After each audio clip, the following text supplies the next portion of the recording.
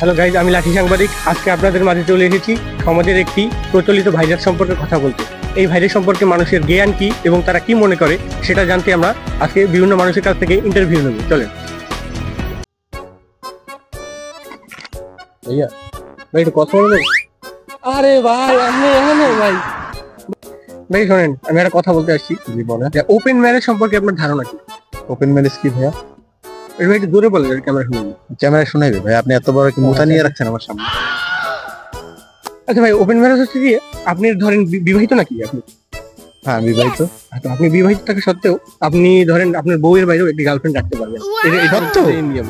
আসলে জি ভাইয়া। এবং এবং হ্যাঁ। আপনার বউ, আপনি তো তার বউর স্বামী। হ্যাঁ। তো আপনার বউ আপনাকে ছাড়াও তার অন্য একটা বয়ফ্রেন্ড রাখতে পারে। না না, এগুলা এগুলা একদমই উচিত না। এগুলা পুরো নষ্ট জিনিস। এগুলা পৃথিবীতে আসাই উচিত না। এগুলা একদমই আমি পুরো তীব্র নিন্দা জানাচ্ছি।